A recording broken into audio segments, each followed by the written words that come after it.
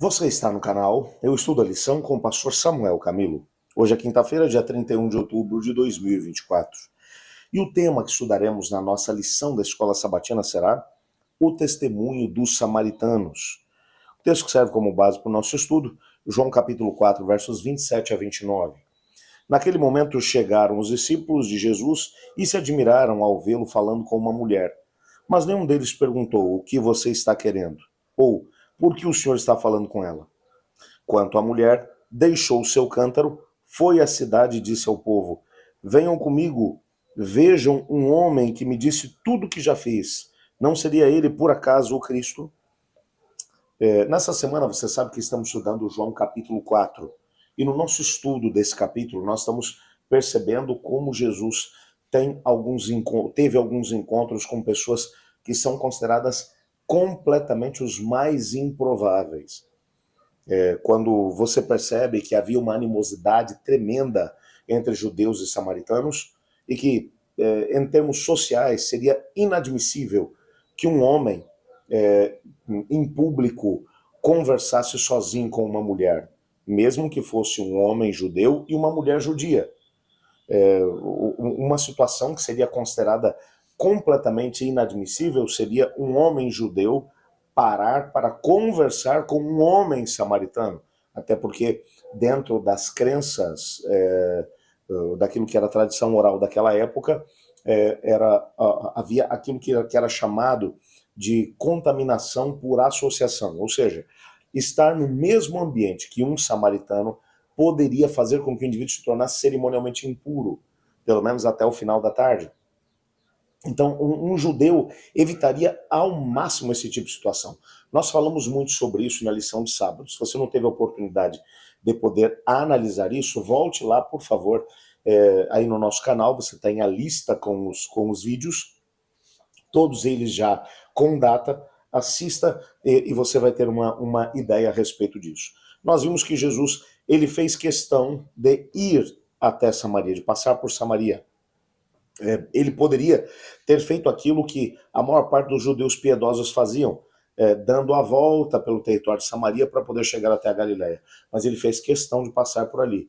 E ao meio-dia ele para junto ao poço de Jacó, que ficava a 1,5 km da cidade de Sicar, e essa mulher, de forma completamente improvável, ela vem ao meio-dia para poder buscar água. Enquanto os discípulos estão indo até uma cidade próxima para poder conseguir alimento, Jesus fica ali e vai entreter um diálogo com essa mulher.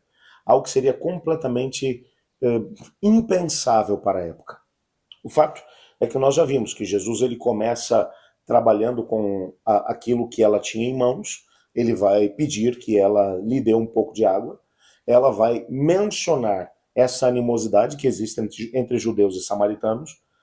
E Jesus vai olhar para ela e vai dizer: se você soubesse quem sou eu, você me pediria água, e eu daria a você uma água viva, e você a tomaria e nunca mais voltaria a ter sede. Ela diz: eu quero dessa água.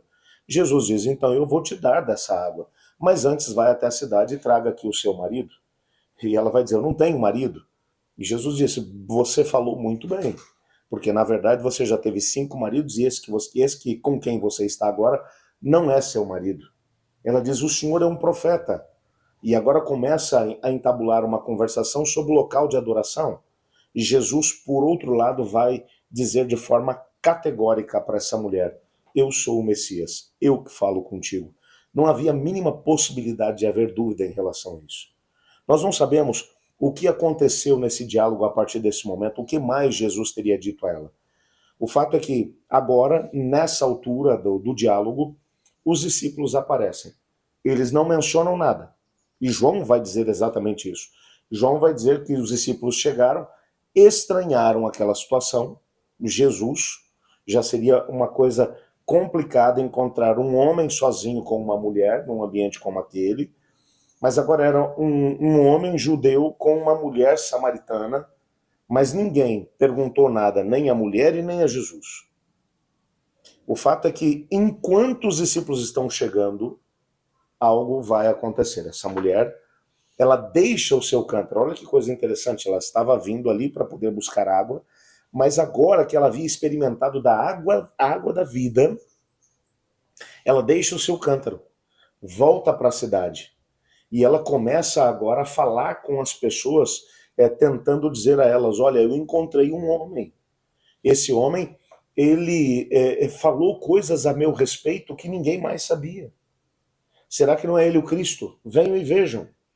E a cidade, quase que como um todo, afluiu a Jesus. E Jesus começou a conversar com eles. E Jesus começou a falar com eles de uma forma tão tremenda e tão aberta que as pessoas creram em Jesus, pediram para que ele permanecesse mais tempo com eles. E Jesus permanece com essas pessoas.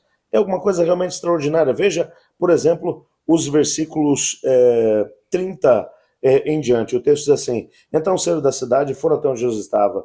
Enquanto isso, os discípulos pediam a Jesus, dizendo: mestre, coma. Mas ele lhes disse: tenho para comer uma comida que vocês não conhecem.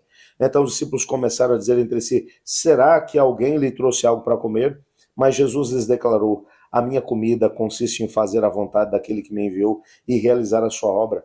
Vocês não dizem que ainda falta 4 meses até a época da colheita? Eu, porém, lhes digo: levantem os olhos e vejam os campos, pois já estão maduros para a colheita.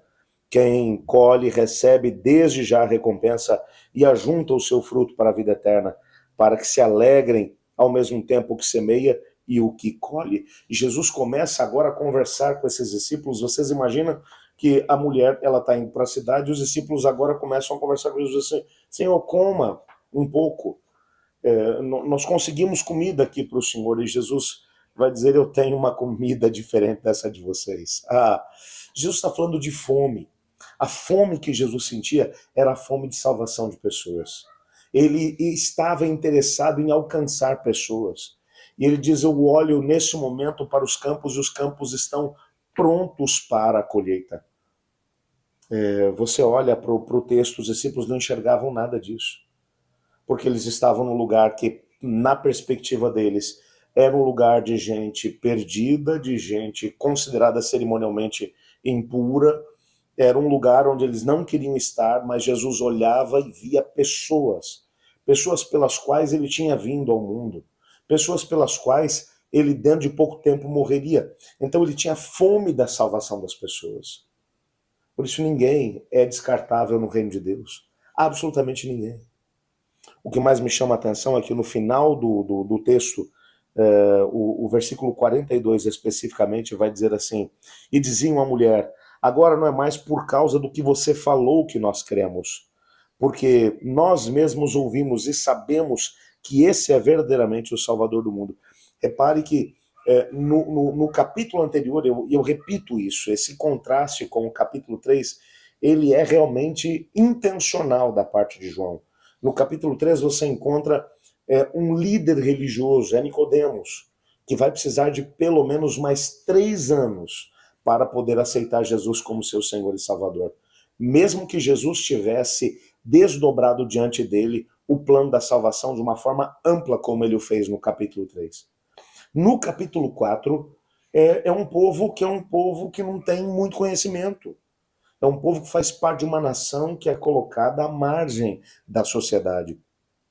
Mas ainda assim, Jesus se revela a essas pessoas, e o que mais nos chama a atenção é que toda aquela região aceitou a Jesus como seu Senhor e Salvador, como o Messias. Eles estavam prontos para poder receber o Senhor. Enquanto Nicodemos, que era um líder religioso, conhecedor da Bíblia, conhecedor das profecias, precisou de mais 3 anos antes de poder assumir a Jesus, que Jesus Cristo é o Salvador do mundo. Aquelas pessoas, quase que instantaneamente, aceitaram a Jesus como Senhor e Salvador. Isso deve fazer com que nós paremos para poder pensar como o preconceito pode de alguma forma fazer com que servir como uma barreira nos afastando do Senhor. Quando olhamos para esse texto, percebemos como o Senhor Jesus olha para o nosso mundo. Os campos estão brancos para a ceifa. O que faremos diante disso? Eu gostaria de orar a Deus pedindo para que Ele colocasse no nosso coração uma fome como aquela que Jesus sentia. A fome de ver pessoas sendo salvas para o reino de Deus. Ore comigo. Obrigado, Senhor, por tua palavra e por sabermos que o Senhor nos ama, que tem planos para a nossa vida. Nos colocamos em tuas mãos, pedindo que o Senhor nos abençoe de forma grandiosa.